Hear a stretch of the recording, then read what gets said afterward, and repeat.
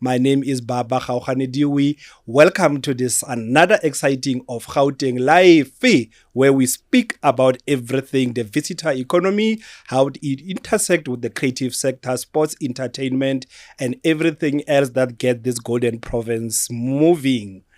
Our guest, as we mark Heritage and Tourism Month and celebrate our living heritage, is none other but the iconic, I call him Professor, and not because it's a title, but it's because it's earned.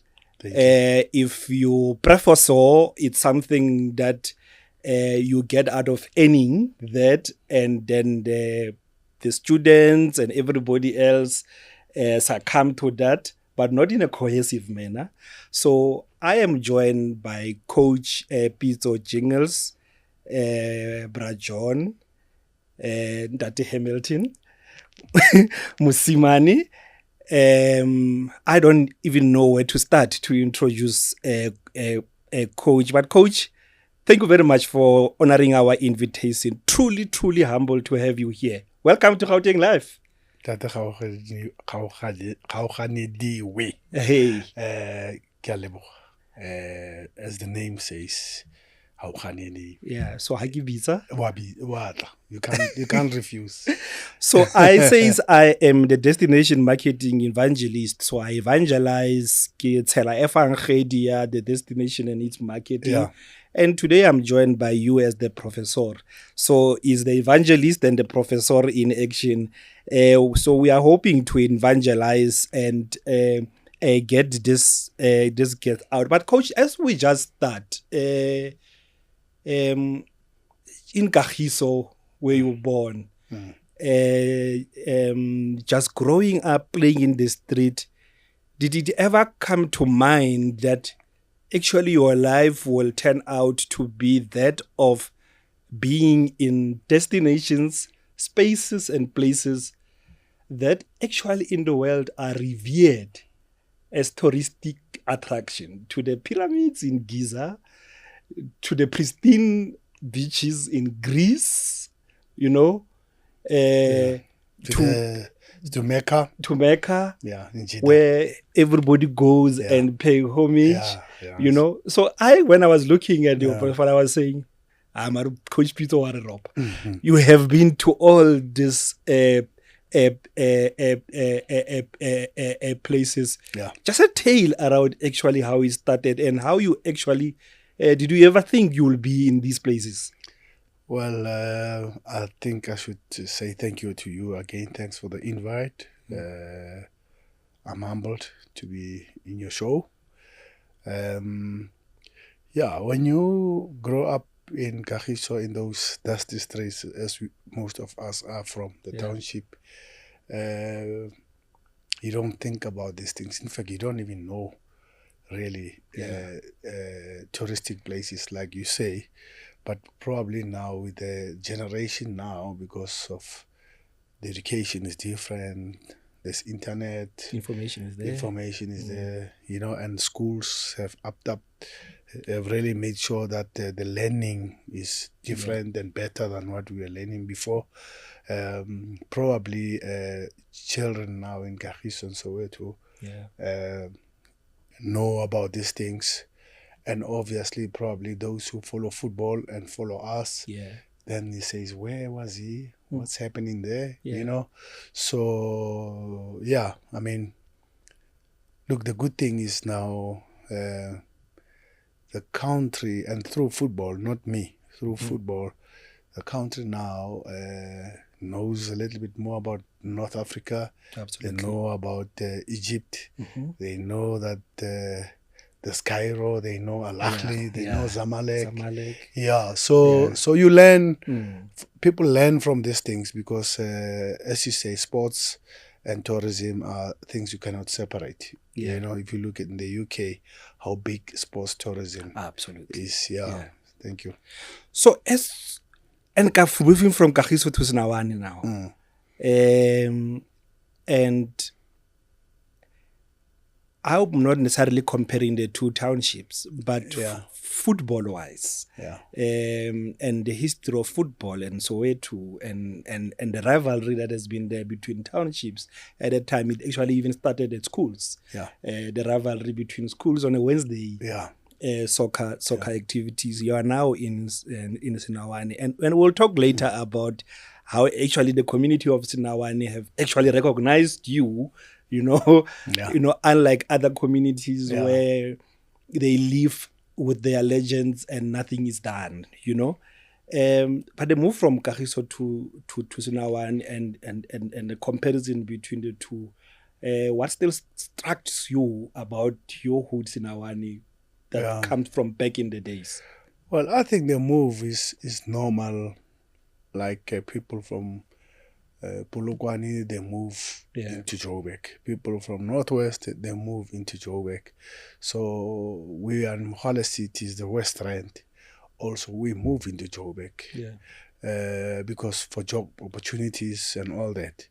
And that's why my parents moved this side to try and be closer to Gauteng. I mean, but hence it's called Gauteng. Yeah, I know, but from Kagiso, usually from the West Rand and Soweto. That has always been like almost like a natural a move. If you check the history all the way from up in the Northern Cape, Botswana, and they settled in the western part, and then gradually started moving into closer into Soweto. So that's the movement first. Secondly, that was not planned. What I'm talking about, the football side. What was planned is my parents felt that let's get closer to Joburg, let's get closer to job opportunities, schools and play with the big the big boys, in the big leagues. Yes. So, but when you come and you look at football-wise, if you look at people from the West Rand, we had players from the West Rand that I used to look up to: Bokeno Dos Mokoja, Vincent Makroti, Diga Jess, and we can mention Ace Kuse, Ace Ntsweleng, legends, Mishak Mchaneka. So all those guys, they moved again to Joburg teams, right? So then it says was a good also move, even though it was not planned. Be closer to the big teams, because most of those guys I've mentioned, to be honest, and I ask myself, how was this managed? In fact, they went over Johannesburg, the city of Joburg, and went to the East Rand. They were all playing for Benoni United. So sometimes I used to ask myself, how do they pass over here and go to the East Rand from the west, to the east across? To the east. But fascinating. But that was the opportunity for football. And yes, I also grabbed an opportunity, a chance to play in the schools in Soweto. The schools league in Soweto was stronger than the schools league in the West Rand. During our times when we were playing, I must be honest, you'll find on Monday at school, we are talking to Premier League players who were playing the Soweto Derby. Yes.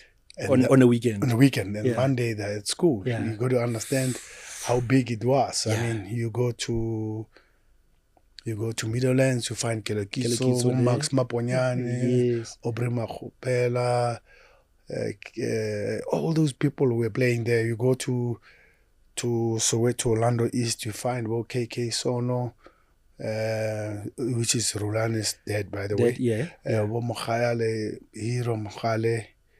A lot of players were coming from that side, and also on our side, Snawani, Soweto, Snawani, Piri, Mapetla, Shawela, you'd find us, Wellington Manyati that time, Fetsi Mulatedi, Guy Kapakai. Yes. We were all at school. I mean, can you believe that? Wow. So I can imagine the competition in the schools, the High Wednesdays. I don't even think you will concentrate in class on a Wednesday. No. Knowing on a gaming at 3 o'clock. Yeah. And the whole schools comes in and support.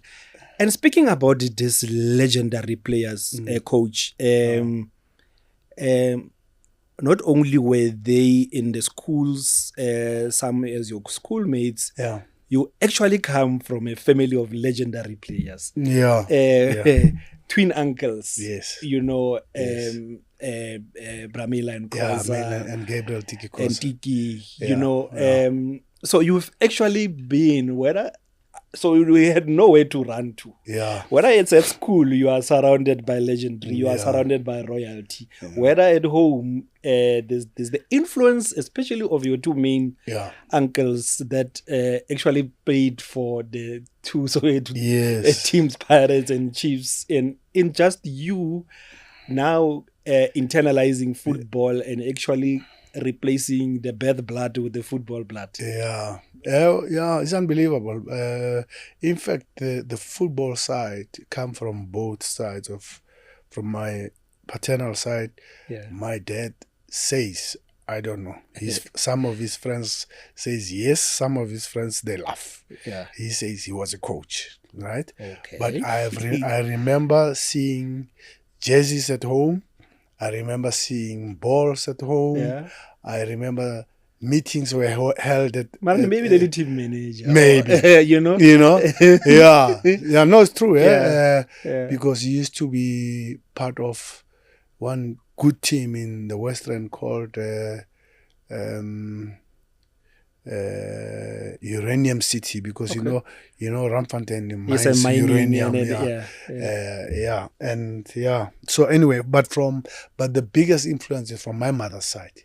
Because my grandmother with football, she was big in football, and you got to understand that he's got twin sons that were my uncles, which are my mother's brothers, and one played for Chiefs, one played for Pirates. So football was dished, was cooked. You tell me now, when it's Soweto derby, what happens in the at home?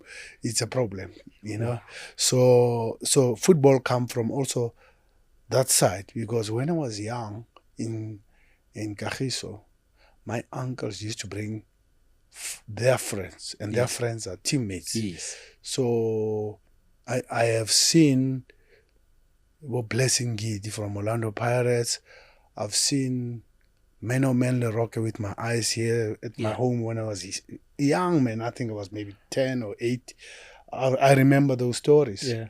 I've seen top Russia Jacobs. I remember was a big star for Orlando Pirates. He came with my uncle, the one of Orlando Pirates, right? So the one of Kaizer Chiefs used to bring also his friend, because his friend was also Dr. Kumalo's father. Okay. King. Yes. So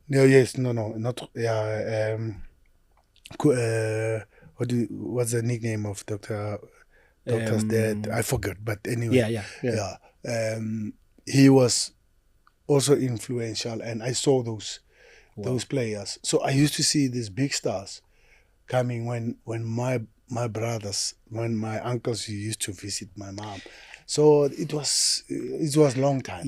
So but it kind of like, you know, I'm listening to this and can't, you know, stop thinking, actually this coach, and if you don't believe in fate, you know, I can see the whole process, you know, when everything just, you know, was ordained. Back then, the influence of mothers in actually celebrating and pioneering football in our communities. Whether it's a group of ladies that were behind Orlando Pirates' rise. But like you are saying, your own mother was the one actually pioneering this. And that, I guess, also had an influence in steering, the children towards the love for football. Yeah. And we juxtapose that with now the rise of what is called soccer mummies. Yes. So if I have a kumbi and then the kids are playing, I make sure that I pick up. And like I've always been saying, if there is a peleke wasadi, there is no way they will well. So I guess this comes from at that time, and I could see actually that influence, coach, in actually even how you run your operations, from your daughters to the wife. Is that been built from this background and heritage that I'm referring to? I don't know. My daughter, she's into football now lately. The family is into football now. Yeah. Only Kopano, my son, is not really much into football. The youngest one, he plays for Chiefs. Now look at that. I know the academy Chiefs. Yeah, he plays for Chiefs, and it's unbelievable how this thing has come around, because when I was young, I wanted to play for Kaizer Chiefs when I was young. Now I'm talking in Soweto. So I wanted to play for Kaizer Chiefs because my uncle was now a coach. Okay. Together with Dr. Kumalo's father. So now you had... I used to jump in the combi of Dr. Kumalo's father and go watch Chiefs train. At one stage, Dr. Kumalo's father says, "Do you have boots?" I said, "Yes." He says, "Come." On the particular day, we don't have a lot of players coming. I don't know why. Yeah. And I was so hiding, they need to balance. I was hiding my boots and so that my uncle should not see them. Ever read. So that my uncle should never see that. And then my uncle saw me jogging around now. And then he was surprised. He said, "What's happening?" And then Brapro Khumalo. He said, no, leave this youngster. Let him play. I mean, we don't even have enough numbers. Let him play. But on that day, then they asked me at Kaizer Chiefs to say, do you want to play for us? It's amazing. Yeah. And my team in Rockville, they were not really happy with that. Our team says, no, you can't go there. And you must know Rockville is more pirates. Yeah. Exactly there. Rockville is more pirates. If you look at the players who come from Rockville, Big Boy, Holwanebo, the striker, I forgot his name, Tebogo was dead, Chipa Moloi. No, Rockville, mostly players going to Pirates. Yeah. So they wanted me to Pirates than Chiefs. Yeah. But anyway, to cut the long story short, I should have played for Chiefs, but I didn't. But I ended up playing for Orlando Pirates. Let's go back to that story of Rockville. Yeah. I'm told Rockville, it was a little bit posh, and actually the reason you went to that Rockville was because they had a better pitch. Yeah, they had top pitches. Actually, grass. Elka Stadium. Yeah, top pitches. Not the way it is now. Yeah, and coming from Kagiso, remember, playing in the dusty street. In the gravel, get to Sinowani. Yeah. But that, for me, knowing your relationship with the pitch, will we say that was the start of your relationship with the green grass? Yes, because I didn't know how to play in the green grass. Yeah. For us, the green grass, we were just tumbling there. Probably the soccer boots starts were not even proper. No, it was difficult to play on green grass, right? You got to have the right boots. Yeah. And those Argentinas or no. You have to have the right boots. So it was I would say a transformation, maybe. I don't know if the right word, but it was just an upgrade to say, wow, play on the pitch. And you see at Orlando Stadium, everybody's playing on the grass pitch. So in fact, you're not even playing there, you are training there every day. So it was everybody knew in Soweto, Elka Stadium is the place for football. That's incredible. And you coach this grass thing is just fascinating for me, because as an analogy, they always say greener pastures, referring to the greener side of the grass. Growing up, I grew up in a space where I probably got to see physically green grass in spaces where we used to pay 5 cents or 10 cents to watch TV.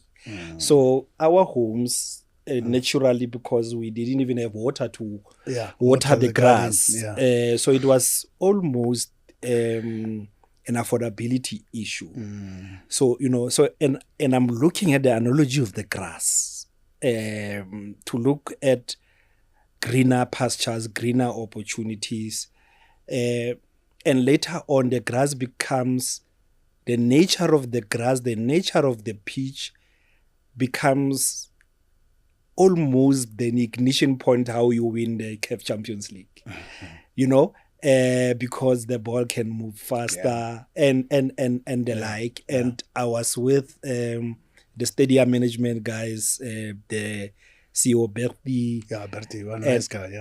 Nice guy. And he was showing me how they were interweaving now the Soccer City pitch, trying to put synthetic in and then mixing it in. Mix it with the natural grass. With natural grass. It makes it looks good, and also it keeps it keeps it, like when you play sometimes the pitch you can slide off and then take take off there. Yes. So it makes it strong. It makes it stronger. So that's where I'm going. So I'm like, I can't ignore the fact that your life has been interwoven with a growth that is anchored on a green grass. I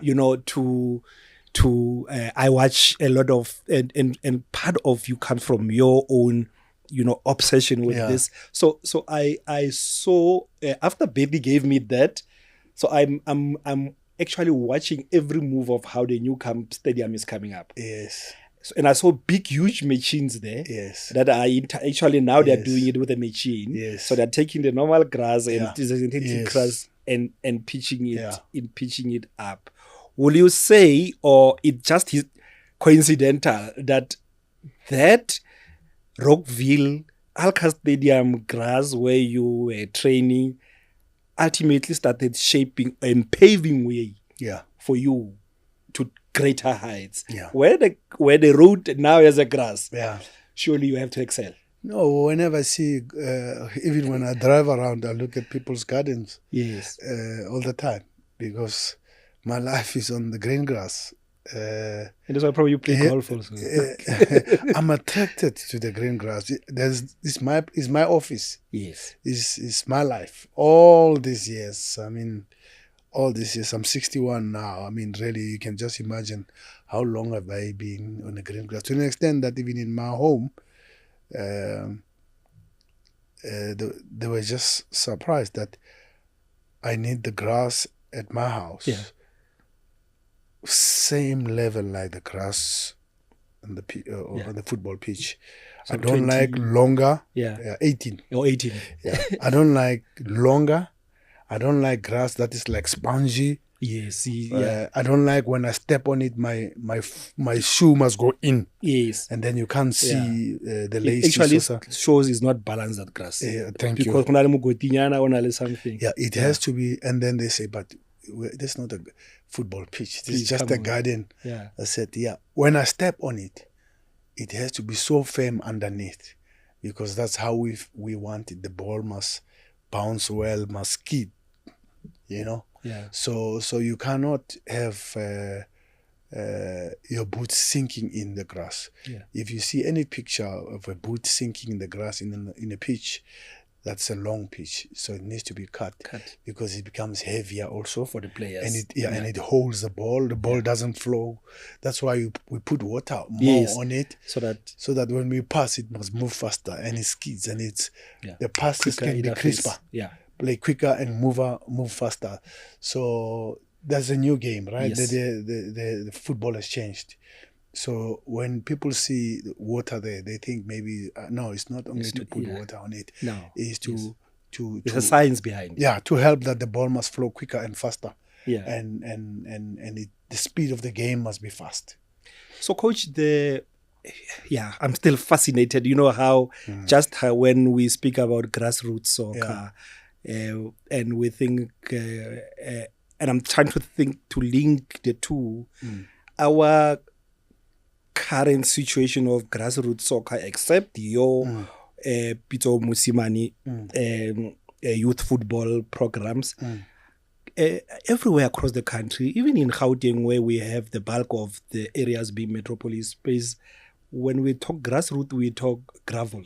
And I'm trying to link that with actually even how we classify our development football. It's supposed to be grassroots, but actually there's no grass there. And I guess that's why you then had to establish this football program that is actually the real grassroots one that is played on specific. But we'll come back to that, Coach. Let's take a short break and look at some of the offerings that are available in the Golden Province of Gauteng.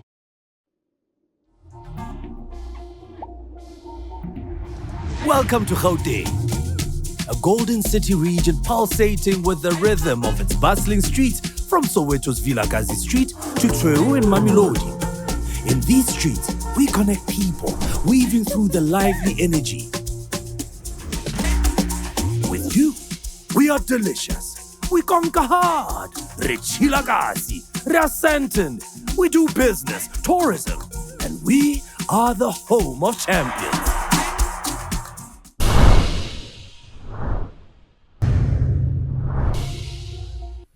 Welcome back to Gauteng Lifve, the platform where we speak, share everything about the visitor economy and how it interfaces with sports, with tourism, with the creative sector to create a perfect mix that propels our destination to greater height. I'm still joined by Professor Coach Pitso. Before we took a break, we were talking literally about, the grassroots, how that needs to be changed, and probably how that influenced, your developing program. But before we get into that in detail, so that we can clear off all this background thing, your Bafana role, and at the time I remember. And I still insist that we actually won the rights to host the 2006 World Cup. We're just not ready. And the way the FIFA and the football politics and country-to-country relation works, we had to play. So I was in Cuba, in Havana, and the news of us hosting the FIFA 2010 World Cup broke. And there were a lot of students from South Africa that are studying medicine there.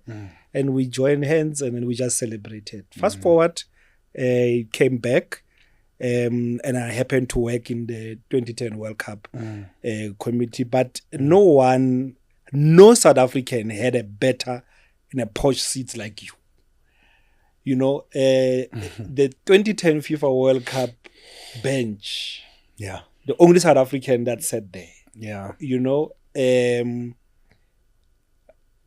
but that also, how did that, the influence of a coach like Alberto Pereira, got you to be in there, and that philosophy, and what did you pick up, ultimately that led to actually propelling your coaching career now to greater heights? Yeah. By the way, I was listening to you. You're in Havana. You're one of the places that I say to my wife, we need to make sure that we have to go to Havana. No, I hope they're not gonna modernize it. You spoil it. Yeah, spoil it. You know what I'm trying to say. Those old cars. No. Yeah. I must see that. Yeah. But anyway, back to football. I'm very grateful to my country. Yeah. I must say that. And sometimes people don't understand that the government played a role that I should be there. Yeah. That we're hosting the World Cup and everybody in the country should get the experience of the World Cup. So an opportunity came for me I had to leave my job at Supersport United. I was at Supersport United for 6 years. I was happy. And I had to leave. Yeah. In fact, I was told to leave. It were marching orders. It was a command. Yes. Yeah. But when the country calls you, you have to respond.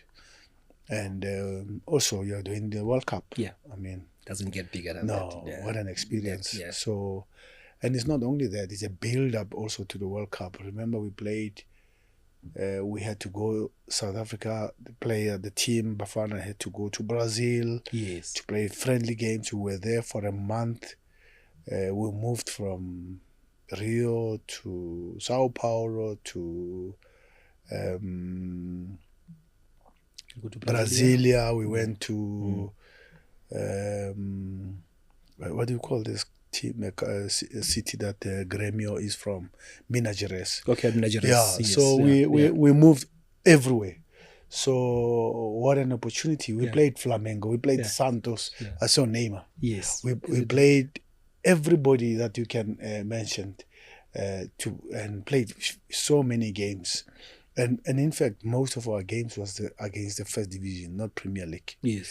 And everybody says, but why are you going to train against the first division than Premier League? Oh, the standard was too high. Yeah. So it was the right training for us. Yeah. And then we came back, we toured Europe, we went to play Italy. Yes. Against Italy. In Italy, we played Portugal, we played Germany, in Stuttgart. What an experience, man, to see the world. The world. We made sure that we play all these countries because according to the group which we will belong, we needed to have at least played one team that is in our group from that continent. Absolutely. Which is a style of play and all that, right? Yeah. So South America was closer to Mexico a bit, nearly the same mentality. And then we had France, so we had to play Germany or Portugal. So we were properly set up, and Uruguay also was South American. So what an opportunity it's unbelievable. Opportunity to play against Ronaldo, opportunity to play against Fabregas, opportunity to play against I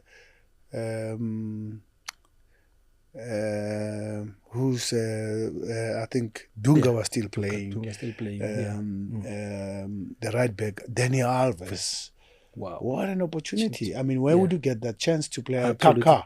Absolutely. No, it's unbelievable. Yeah. We played against Luis Suarez, who killed us in Pretoria. In Loftus. He killed us. Yeah. So we had an opportunity. What an opportunity. Who's the top scorer who was playing for Uruguay?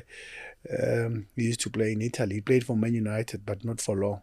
I forgot. I got the jersey, by the way. He gave me the jersey. Yeah. He was a top scorer. Okay. And all this coach, opportunity, just shows, and I guess that's now how we need to understand, what football does, and football at the highest level does. It's unbelievable. Is beyond just the 90 minutes on the pitch. There's a lot that goes behind the scene. There's planning, there's science, there's geography. There's everything. I remember we, in the work that I was doing for the World Cups, now we had to.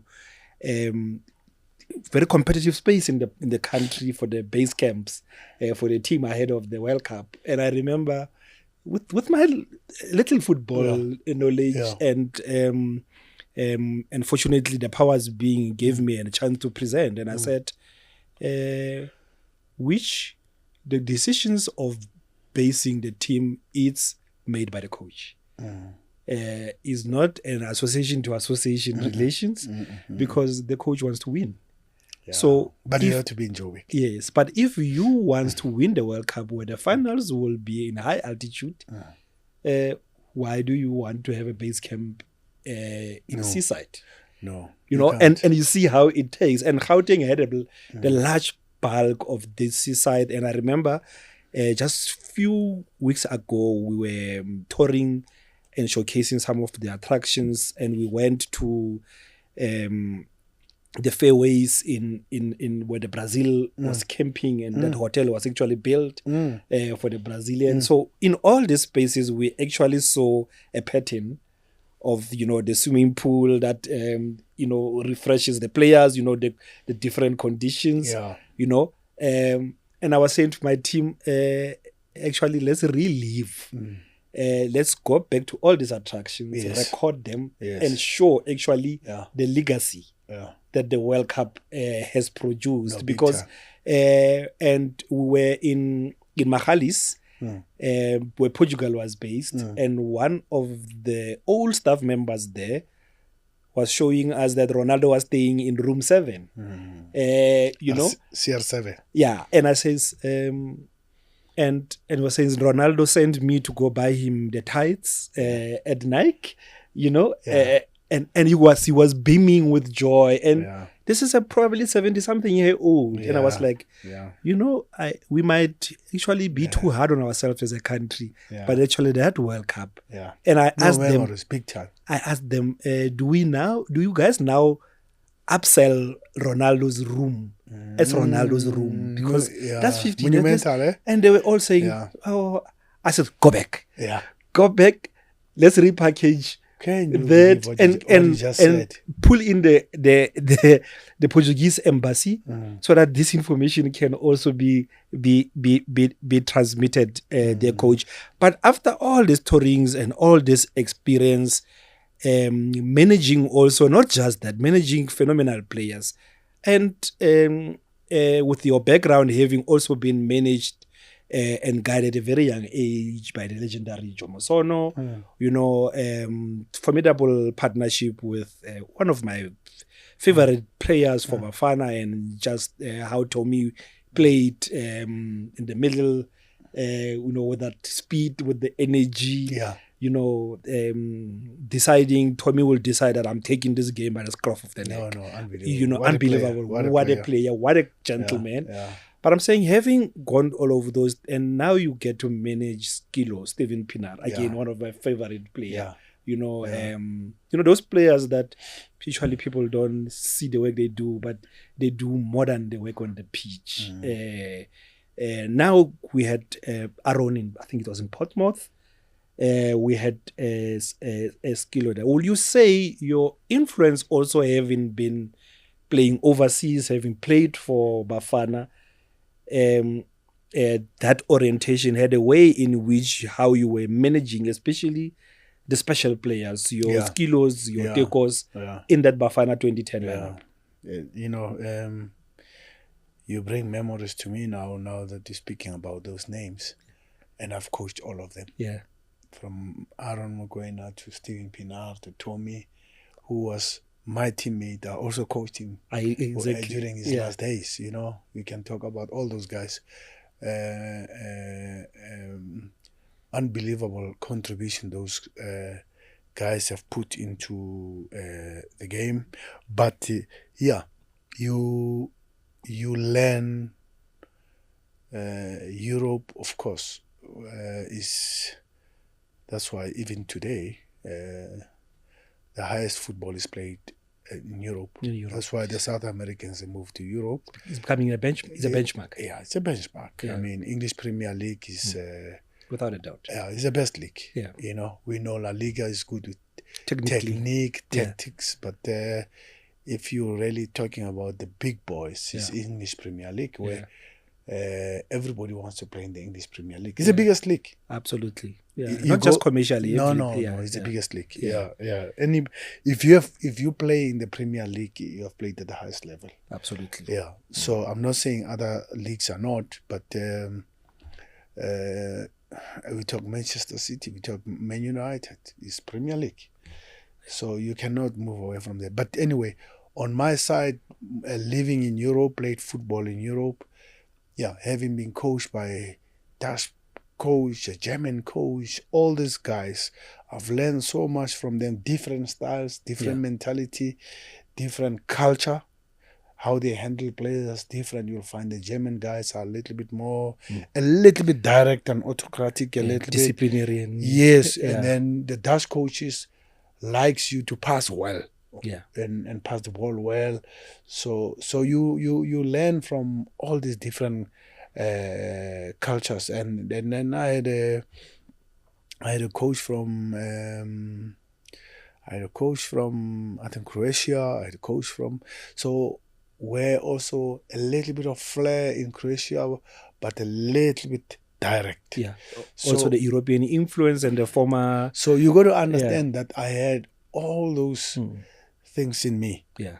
So I learned from that. Yeah. And it's it's funny enough that I've never spoken about this until now we speak today. Yeah. Then working with the Brazilians. Yes. What an influence. Yeah. So now as a coach, you have experienced all these things. You have learned. Yeah. So which style of play would you like to play when Absolutely. you coach? I've never spoken about it. Thanks to you. And now it's, wow, we are privileged at Gauteng Lifve no one has ever spoken to me. And I guess that's now how you are putting all this Yeah. together. Imagine all the interviews I've done. It's the first time. Wow. Well done. We are privileged, coach. Yeah. So then it influenced my style of play. Yeah. And then I said, but I want a little bit of that, a little bit of that, a little bit of that. Sometimes it's a privilege to have played. Yes. It gives you an advantage. But it doesn't necessarily mean... Yeah. It's not an automatic translation. No. Once if you have played, you can be a good coach. Yeah, you know, and it doesn't mean your master at university at economics or business, he will be automatically an Elon Musk, right? Absolutely. or a managing director of a financial services company. Never. It doesn't work like that. Those guys give you the principles. Absolutely. Yeah. So I got a mix of everything and also what I like. And then I like Mourinho. I like Arsene Wenger. I've seen the Invincible Arsenal that won. Yeah. I like that. I like all those things. And I was coached by Ted Dimitri also at one stage, and you end up not know, it's a cocktail. Yeah, that is why it becomes difficult to then want to classify and say, and I'm one of those who says the question of what is the South African football style is a very relevant question because as if football is static. The space is evolving. But coach, those, for me, and I'm looking at players, I'm looking at coaches, and I'm looking at where they're coming from. The Dutch influence, the Romanian influence, of the late coach Ted. Yeah. And do you think the entire football ecosystem actually acknowledges the role in which football plays in actually destination branding? Because when you talk of total football, we talk about the Johan Cruyff and the Dutch system. Yeah. But Michels before, and I will when I'm in Amsterdam. Yeah. I'm on my tour. I see a Johan Cruyff statue. I'm outside the Amsterdam arena. Yeah. It sticks with me. Yeah. I'm in the English space. Yeah. I'm in London or I'm in Manchester. Yeah. And I see Bobby Charlton's statue and I struggle to get a ticket to do a tour of Old Trafford. Yeah. I get to Italy. I get to get a train and the stop, it's outside San Siro. Yeah. And there is nothing less than 10,000 people at a given day, and there's not even a soccer match. Yeah. So for me, and I can go on, we can get into the African continent. You look in North Africa, just how the stadiums get packed even before the matches. So the influence of the game in creating this destination branding that is permanent, that doesn't come as a result of buying advertising to run a promo about Visit South Africa. But it becomes as a result of Simpiwe Shabalala running tours every 11th of June to demonstrate the area and the space where he scored that legendary goal. Yeah. Will you say there lies an opportunity which especially for Africa, especially Southern Africa, that is untapped, especially using the game to dedicate and advocate the story of the place. Yeah.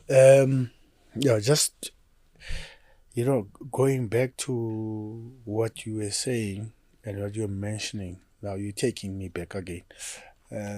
If you go back to, it just shows how sometimes we underestimate or undermine South African football influence. If you go back, you spoke about the arena of Johan Cruyff. Yes. We had Thulani Serero playing there. Absolutely. We had Steven Pienaar playing. You spoke about Manchester. You had Benny coaching there. Yeah, we had Quentin Fortune. Yeah. You went across to Italy. We had Nuvete. We had We had Masinga. McFish, We had McFish. So it just we can go on. Yeah. About how we have influenced the country. You talk about the North Africans. Yeah. We have been there, and if you go to Egypt and you say you're from South Africa, you know what they will ask you. Yeah. You know what I'm trying to say? Only two people that they recognize, Nelson Mandela and Coach Pitso Mosimane. So you will now understand the influence, or I don't know what's the right way, the influence of how football, city football, can influence the tourism space, right? You go to the Calabash now. Yeah. You will see people outside. Wants to go in. Taking pictures, want to go to the dressing room. Unbelievable. I did my birthday party, what was mixed with my doctorate, ordinary the 60th. 60th. Yeah. I did a museum inside the Calabash. Unbelievable. No, there's no other place. Yeah. Kalamazoo story. No, wow. No, unbelievable. Yeah. And I remember Shaba scoring that goal. I was on the bench. You were on the bench. So you got to understand how, when the Bokke plays, how Vilakazi streets get full. Yeah. Put the Bokke in Soweto. You will see how the place becomes green. No, they're there. And people talk negative of this or that. Hey, nothing happens. We don't even have a story of a Bokke fan marked. Yes. No, there's no story. No, there's nothing like that. Yeah. Sometimes we just exaggerate things and really not use true stories. Absolutely. And use opportunities to propagate, to market ourselves. In fact, the Bokke must come to Soweto again. It's been too long. It's been too long. No, it's been too long. I agree with you. I agree with you. No, we want them in Soweto. Yeah. And whoever thought that you'll bring the Bokke in Soweto and fill the stadium. Absolutely. And actually, I know it's still under the covers, but here in Gauteng Live, we break down stories and news so that New Zealand match, the Bokke, I know FNB Stadium, something, but let's actually get them to do Soweto. Not only just play an FA tour Soweto. Go to Hector Peterson Memorial. Go to Sinawana to see the Pitso Mosimane wall. We've got a mural there. That is there. Coach, you had an opportunity of holding the flag into Loftus, leading the Bokke. And I'm referring to all these, magical moments of you, but you and your generation, and probably the generation that came before, and to the point that I was raising earlier on, do you feel like you are being utilized for what you have? You were in Greece at was the team? Yeah, Ionikos. Yeah. Closer to the Acropolis there.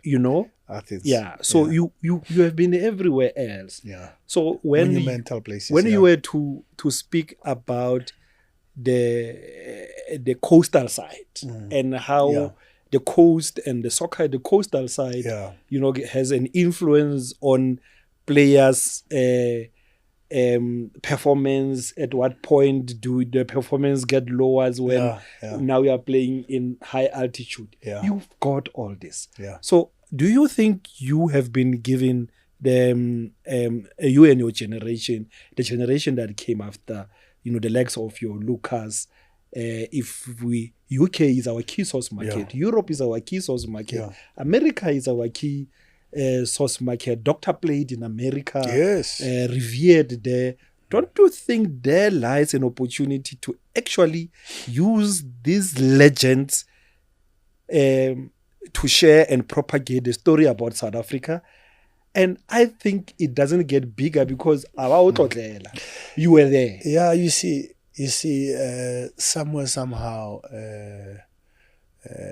I would say,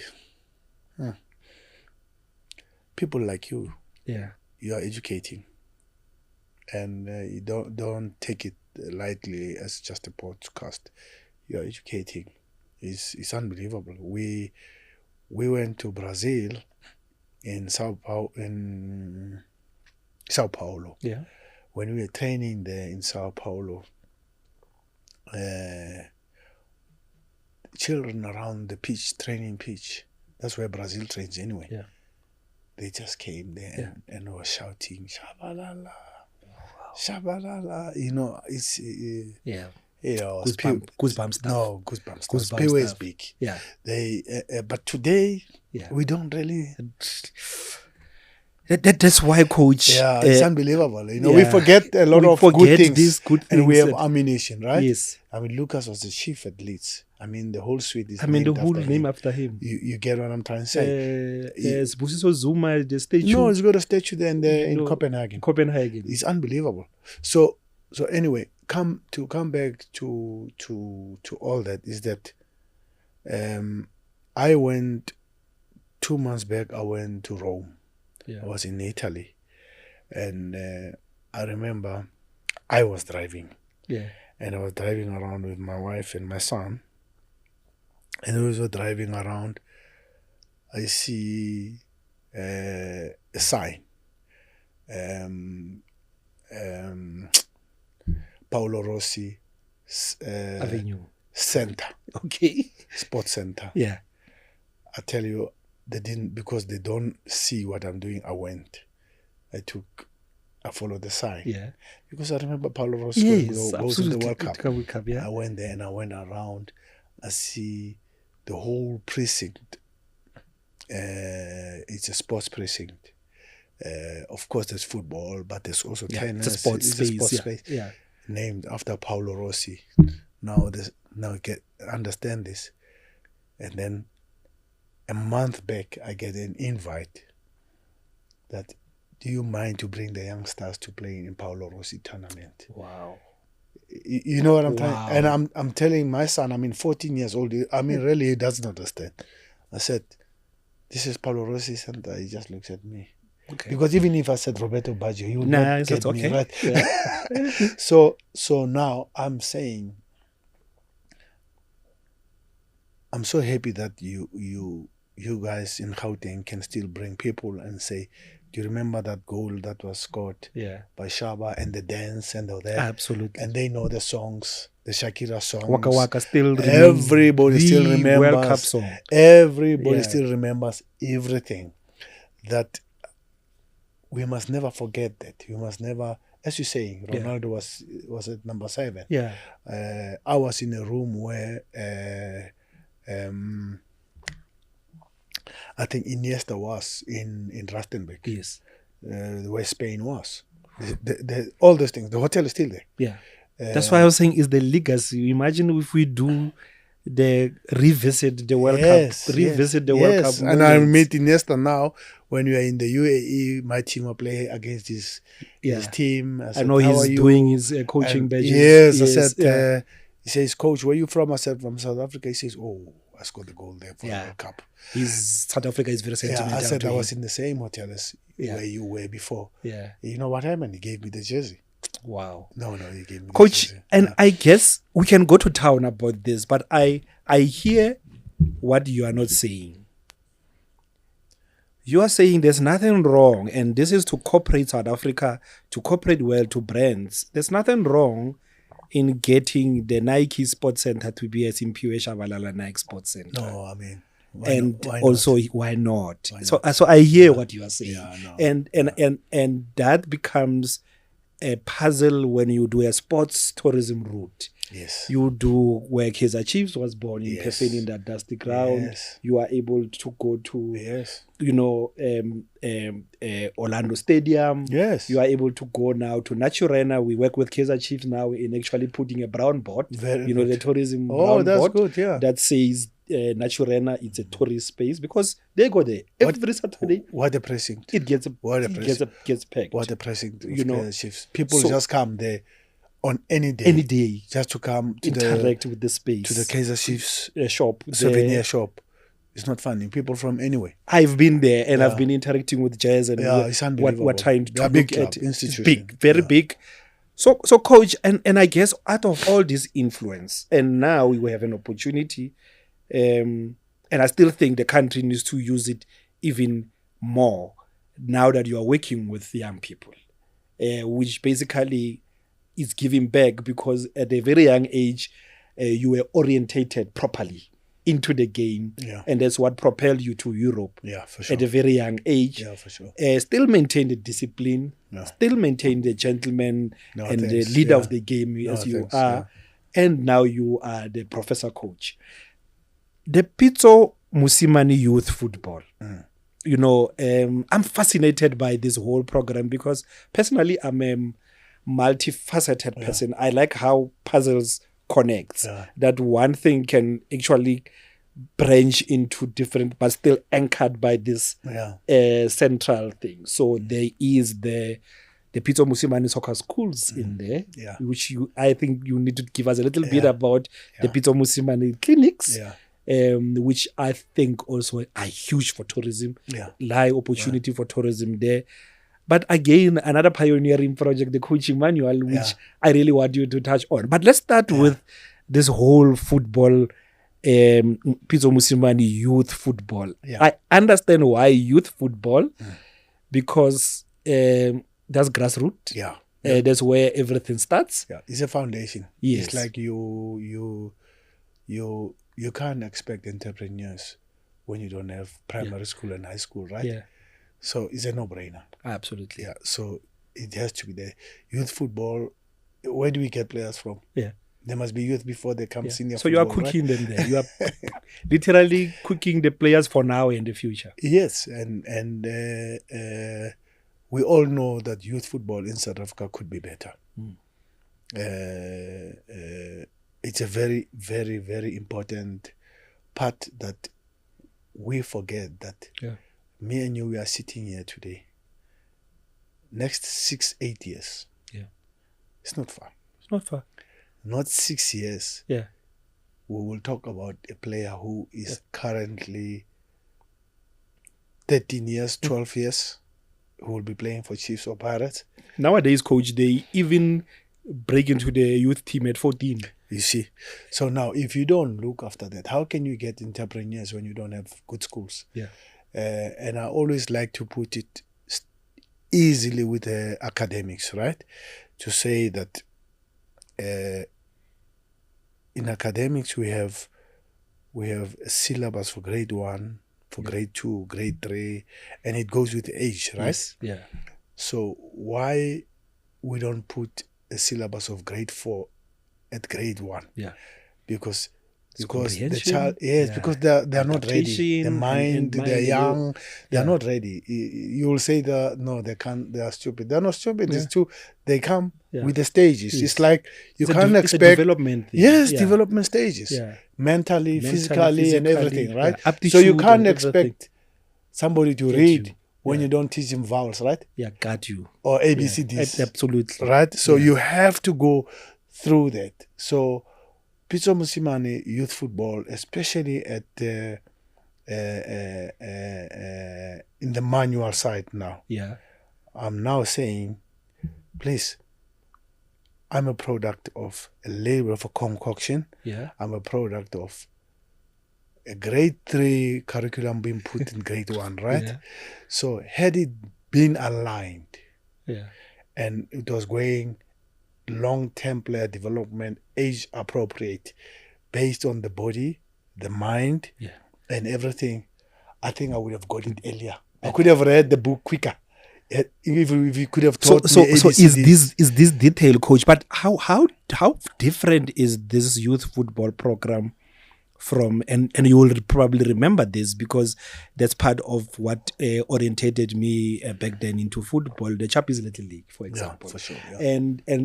And you can hear we're saying Chappies Little League, Yeah. because there was even a corporate Yeah. partner associated Yes. with that, Yes. and they were able to use the reps Exactly. as information. Did you know? Yes. Coming out of a Chappies. Yes. So the information and majority of the information was about football. It's unbelievable. You know, and just branding and content development there. But how different, coach, is this program now from there, or is an evolution of what has created, what has been created there? Yeah, it's an evolution. It's an upgrade. We refine, we repackage, we inform. Yeah. We tell what has been happening, but nobody told the story. Okay. All right. So that's what I'm doing with the manual. Is I'm saying, if you are a coach, you're coaching under 9s. Please don't train them like under 13s. Yeah. Because it is like you're saying to the child, read English now. Yeah. But you never taught. You skip the vowels. Everything, you skip the the basics. ABCDs. Yeah, the basics. He needs to say all these alphabets up till Z, right? So that when you put a Z and then you put an E, or it's a Z, maybe a zebra. Yeah. You understand? And a B and R, A. So that's what I'm trying to. In fact, the book is ready, to be honest. Absolutely. With you. Yeah, we will launch it in Gauteng. We can't wait for that. Yeah. So when somebody reads it, says, yeah, but there's nothing. We know this thing. Okay. You know that we have to read, right? People who didn't even go to school and read the ABCDs, they can speak the language, right? English, because we hear from each other and can talk. They learn along the way. Some of them were even forced. But tell him to read. No. Tell him to read. Yeah. So there's no proof. There's no portfolio of evidence. There's no proof. Yeah, exactly. There's no point of reference. So that is the point. So get general knowledge. So now I've done that. Coach. Portfolio of evidence. Put those things together, so that somebody says, "Yeah, oh, I could not read," or "This is how you read." You missed a step. Enlightened. Yeah. Why you have a G and a H somewhere there, right? But people understand that light. But there's a G and a H there. But why you don't write it as LITE? Absolutely. I get you. I get you. So it is what I'm trying to do that, because I said to myself, had I done all the grade ones, not cocktail, maybe I could have played at a higher level in Europe. Yeah. Right? And maybe not me, everybody. Yeah, absolutely. We could have had the proper basic structures. So that is the manual side. That is Pitso Mosimane, coaching youth manual. football, coach education. Yeah. There's also things I do because leadership and all that. Because that's expected, I think. And I guess it's not just the theory in terms of playing and coaching. Mm-hmm. It also encompasses all the aspects. That is why even in the under 9 coach, there's a captain, and a captain at the under 9. That means this player assumes leadership position at 9. Yes. But therefore, the leadership component of a captain of an under 9 can be the same with the captain of under 16. Yeah. So it becomes a comprehensive articulation of the ecosystem of the game. And in the book, I say rotate the captaincy. Yeah. Rotate the band. Yeah. Let's not have one leader. So that you build leaders. Build other leaders. Let another one take it. So, if one get injured, a long-term injury, so those are the team collapses. Those are the things we have missed in youth football, and we have never really looked into. And by the way, is research based from FIFA, research based on UEFA, research based on La Liga, research based on Bundesliga, research based on English but research based on all the hours we have been talking about you, coach, having been in Switzerland, having been in the specific places, because that for me has been my challenge, that some of our reservoirs, there's very little said about them, or where they are able to speak, there's nothing written. And I have a gripe, coach, and I know you and your relationship with the master, Matsilele Jomosona. Yeah. And my gripe is... before we go there, I just want to mention something on the PMYF, Pitso Mosimane Youth Football. Yeah. Schools. Okay, I'm coming to that. I'm coming to that. Okay. I'm coming to that. Yeah. And I wanted to say and it's about you as the reservoir of this knowledge, which must then be translated into number of multimedia space things. So the manual, fine. But what else? Because people are consuming content differently. Yeah. Others might produce a game, an educational football game that underpins by the fundamentals that are in the manual. Yeah. So I still don't understand, and that's my gripe with content producers, filmmakers, movie makers there, that a legendary South African player leaves the wedding.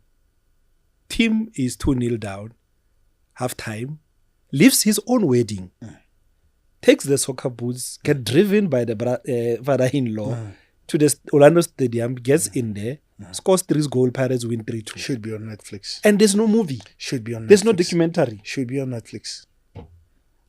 So we have other things on Netflix. I mean, how can you don't have that? With due respect to Neymar and his... come on, coach. You get what I mean. So what I'm trying to emphasize here is that then you have... you've actually moved. Now there's a manual. Now there's a football program. Now it's the soccer schools. And then there's the clinic. So you can see there's a direct... step. No, I'm trying my best towards this. I'm trying my best to. I look at this as an ecosystem. Yeah. And that's how I have told my office. I said, I want to tell you a story. This is how I see these things. Absolutely. They have unpacked it. Yeah.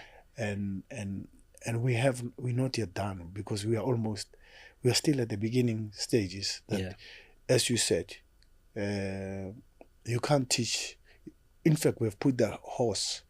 Yeah. We've put the cart before the horse. Yeah. Because we should be having a manual, right? If you have a manual for mathematics and everything, you should have a manual for football. And we don't even want to go religious, because there's actually a standard operating procedure called the Bible that gives you the basics. Yes, because if my son asks me, but why you want to train like this? There's no resource. Yeah. So we need to read about it. We need to put the book in the library. And coach, the schools therefore, and I guess that's why we're talking even about soccer mummies, and your dad saying he has been a coach. Yeah. And I remember my son was playing at the Randbeck Academy there, and I remember going to watch him. And I forgot that I'm the dad and I'm the fan. I was actually coaching. And it comes natural. And I guess this is trying to actually formalize this process that doesn't mean because you are older, you are automatically a coach. No. There are the guidelines, there are the basics, there are the fundamentals. Now you're going into the book. But coach, does that also matter in terms of the actual age? Because you also have a tradition of coaches being the elders. Yeah. And I personally, I want to get your take. I personally don't think that should necessarily be the case. No, we need to have soccer moms being the coaches. We need to empower the women. Yeah. The mothers bring the children to the games. You look at my program. Mothers bring children to the game. Yeah. So why you don't expose them to what is happening in front of them? So, but it's also a career. Yes. Money, coaching, passion, we career. We need women coaches. 100% coach. And by the way, young coaches. Yes, and by the way, children respond a little bit more better to the mothers. Yes. So why we don't have them? Touch. Especially at grassroots level. Remember, we're not supposed to win. The results are not important. But coaches, even in schools, normal schools, a lot of teachers are females. Yes, that's why we're in the schools. And I guess that's why this is not an academy. It's a school. Because it takes a comprehensive outlook. And I guess equally is to try and deal with the tradition that has been set. And I always say, hey, if I knew better, the school structure in South Africa, it's so formalized and channeled. You are only getting exposed to an academy or a center like the University of Pretoria when you're almost done. Yeah. And I guess your program, that is why, is grassroots and starts there. You must, that's all the children who play football are at school. Yeah. But not all the children who are at school play football at the weekend. Right? Got you. So we have to go to the schools. That's where everybody is, and everybody has an opportunity. And I'm saying now, all right, now that they are there, and they will play at break, and they'll play inter-houses. Yeah. And inter-schools. Inter-schools. And inter-regions. So there is the opportunity to practice the right principles of training and playing and coaching. We have an opportunity. That's where I am now, to say, don't lose this chance, because rugby and cricket, they're doing that. Yeah. By the way, and we should not be surprised why they're successful, right? Yeah. So the school rugby is so structured. We can talk about it today. Yeah. No, right? I know. We can. No. Yeah. And then we are saying, why are the Bokkers? Yeah. And it's fundamental. It's any coach, anyone goes through the same process. So I'm trying to say to my country, to say, can I help to structure South African football at the youth, at school? Yeah. It doesn't mean that my federation is not doing it. They are doing it, right? You are just we need saying to help. You are playing your part. We need to help. And how's been the uptake, coach? You know, I know the partnership, for example, with your Kuro Schools. Kuro Schools. Oh, yes, unbelievable. Yeah. So it's unbelievable how I wish I could also help my government schools, right? Yeah. Because I'm from that background. I'm from township, right? It's unbelievable how Kuro says we have a black child in our school. Okay, there are white children also at the highest level, because Kuro's got different levels, right? Yeah. But if you look at the levels below, because we have Kuro in Soweto, we have Kuro in Shashamune, now we have Kuro in Mamelodi, right? So if you have those children there, we have an opportunity now 100 to expose them to long-term player development, age-appropriate.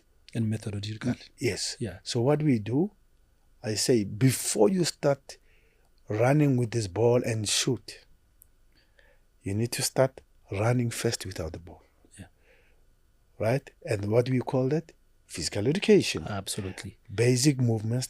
But my physical education coach or whatever, that time uniform, jump up and down. And I doubt if that teacher who was a PT teacher actually went through the fundamentals. And I guess that's where you even, I see an opportunity to even expand this coaching program to actually these teachers, so that it also becomes an added skill. So that's why we wrote the book. We say in this book, it's for teachers, it's for coaches, it's for youth who comes out of high school and they say, oh, what do you want to do? Oh, I want something to do with sports. Yeah. Okay, go do sports science, go do sports admin, go do what? But you know what? This sports code called football. Do you like it? Yes, I've been playing this thing for long. Okay, we have something now to specialize on. Get the basics, the generics of sports administration, sports science and everything, but it's generic, right? So, but we can be specific to. That's a doctor for ENT. Right? There's doctor for whatever. They specialize. Even right? the bones, there's a so let's specialize. Even when you get injury, now that gets applied back into the whole sport ecosystem, how you treat injuries. What type of a doctor goes for ACL or for all. Coach, I'm so that's the ecosystem. I'm super inspired by this, and I think our viewers everywhere in the world listening to us and watching this, we need to take advantage. Should be inspired and use this. But sometimes we will die with the information. And the coaching courses, coach. Apart from and I'm happy that you are coming out. I wish Senuelo has a penologa. Both ba dumelang ba tlo nwa. Thank you. And I take that as and the universe will bless you more because you are sharing. The coaches again, apart from the formal teachers and the like, so the coaching courses, there might be coaches, wannabe coaches. And especially South Africans, we watch football, we live football, and we think we know, because of just what we see.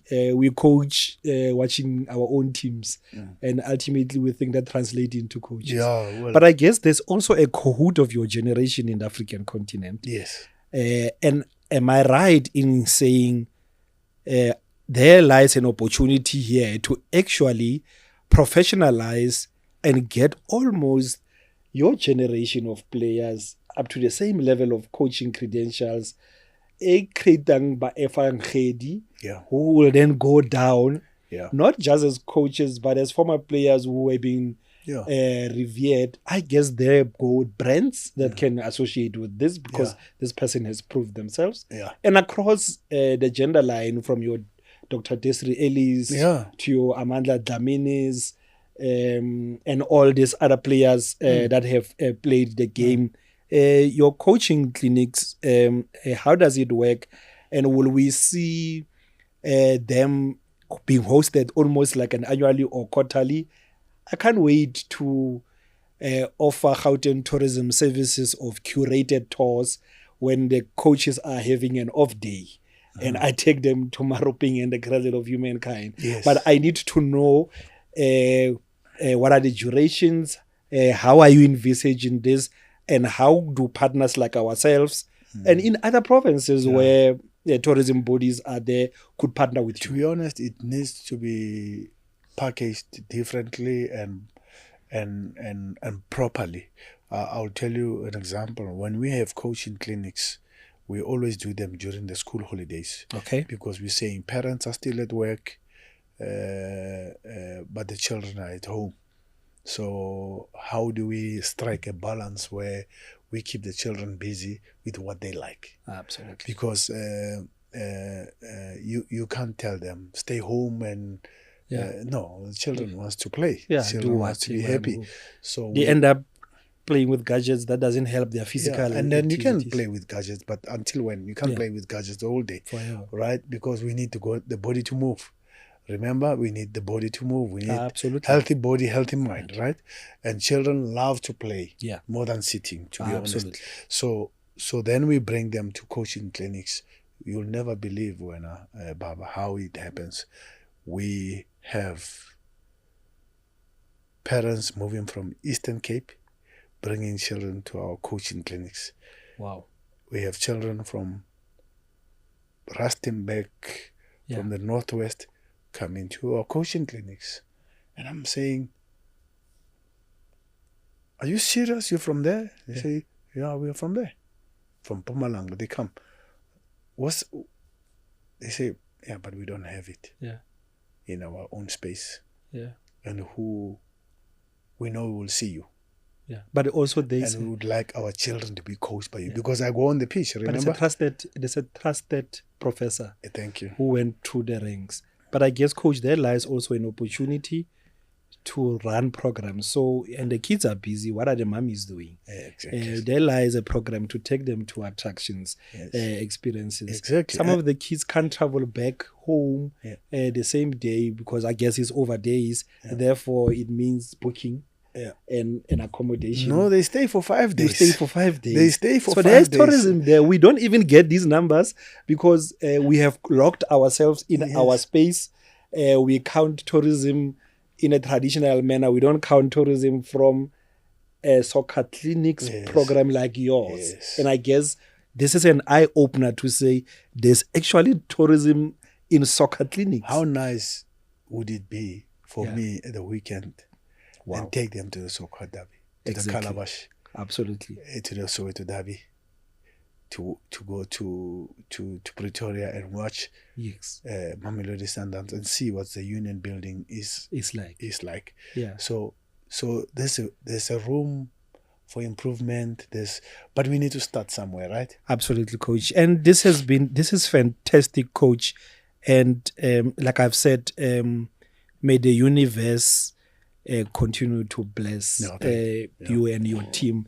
This is really fantastic. And I see this also being a blueprint that Africa adopts, because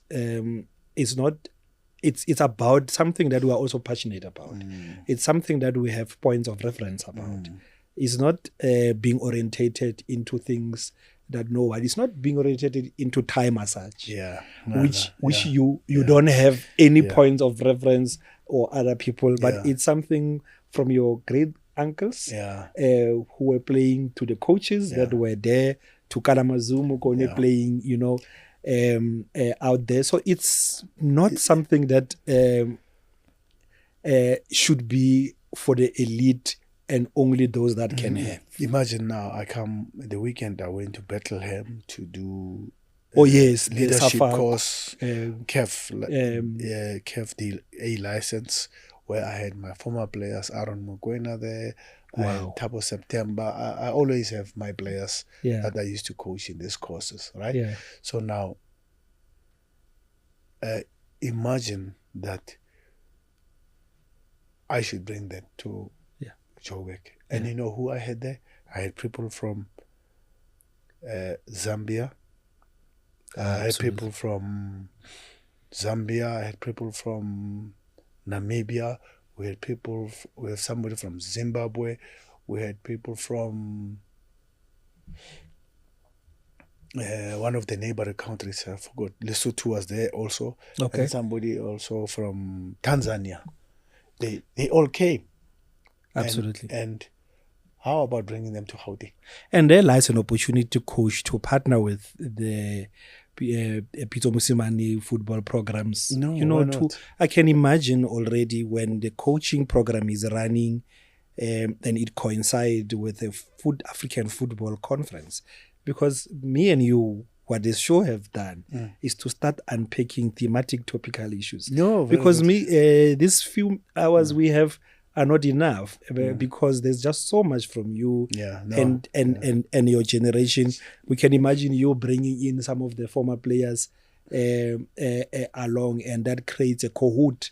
And we start making learning fashionable. And if it's learning through football, it doesn't get bigger than that. I brought the coach of Senegal, Aloui Cisse. Yes. That we saw in the World Cup, that we saw in Cup of Nations, Florent Ibenge.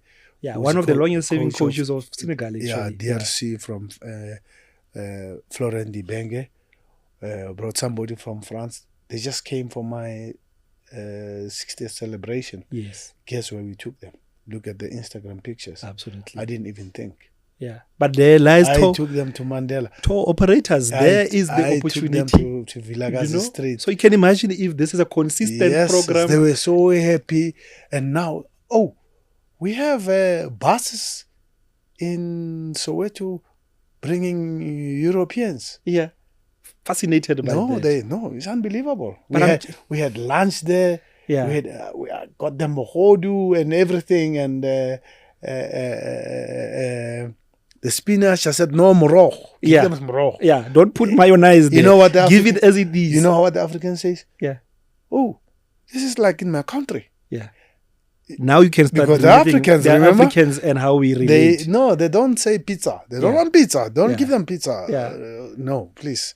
Give them. Masonja, Give them every. They loved it. They cleaned the dishes, man. Talking about food, Coach, and Gauteng is known for its culinary experience. We have a program called Gauteng Eats. Your favorite dish as we celebrate our Heritage Month, the month of September? Well, I like. Yesterday we had. My daughter will tell you we had mohodu, we had stampa. Wow. Oh, it was unbelievable. Yeah, where you gonna find that? I travel the world. Yeah. I don't. There's nothing like that. Yeah, It's a authentic cultural dish that they no. But in fact, Florent Ibenge says, no, but we have the same thing, but you cook it different. absolutely. But you see, that's how. And Coach, as we wrap up, that one song. I mean, you are Gauteng born true and true. One song can be from any genre that you think represent the energy, the buzz, the determination, the thrill of this golden province. Yeah, give me Letambuli, give me Miriam Makeba. My favorite song is Gauteng. I'm telling you. Yeah. That's my mother taught me that song. That song. Yeah, when you want me come and take me back. But it's also a warning for you to behave. Yeah. It's because Kwadisha yeah. Yeah. It just tells us about the young man that we were talking. Yes. He says he's from the other side, the mine side. I said, oh, okay, Gauteng, that's the mining city. Just go get the little bit of history and go to Gold Reef City. Yeah. You'll find the museum. They'll show you how the gold was mined. You'll see why we have all this like goldish yellows. Absolutely. Building mountains like sand mountains around the Calabash. Yeah. As you go to the Calabash. Absolutely, yeah. It's just glitter. It just tells you, oh, by the way, why we have all this white sands, mountains around as you go to Soweto. Because it's Gauteng, because gold was mined there, right? Yeah. So that's the beautiful city of gold. Yeah. The beautiful city of gold. That song, was also a call to action for responsible practices, responsible behavior, but also appreciating that this is a diverse space where you meet with different cultures. As we continue to mark Heritage and Tourism Month, I think that has been an appropriate song that we wrap up this episode. Coach, I really running out of words how to thank you so much for this wonderful sitting. Like I've said, you are a reservoir. We need to tap so much into this. You and your generation, we are proud of you, Coach. And I am grateful for the opportunity to be sitting down with you. And I'm looking forward to the program. You can count on Visit Gauteng and the provincial government support to enlist this. That's the vision that the Premier has, to have schools of specialization. Thank you. And the football program, it's no different. So thank you very much, Coach, for heeding our call and fascinating conversation and serenading us with your insights. Well, thanks for bringing me back. And by the way, you brought me back to the main city of Gauteng. Thank you for bringing me here. Where we are now, we are in the middle of Johannesburg City, the proper one. And also, I remain loyal to my province. That is Coach Pitso Mosimane, urebulela ka kwandongo siyaduma Gauteng. Don't forget to subscribe on our YouTube channel Gauteng Live, at Visit Gauteng on Instagram and on Twitter. We are also on TikTok. We are at I Love Gauteng on Facebook. Don't forget to download the Visit Gauteng mobile app, where you are able to get the latest events, activities. If you are running your business, including Coach Pitso's football program and the academies, load that profile of the activities that you are running for free on the Visit Gauteng app, and allow us to tell the world about your services. That has been another fascinating episode of Gauteng Lifve. Until the next episode, second round.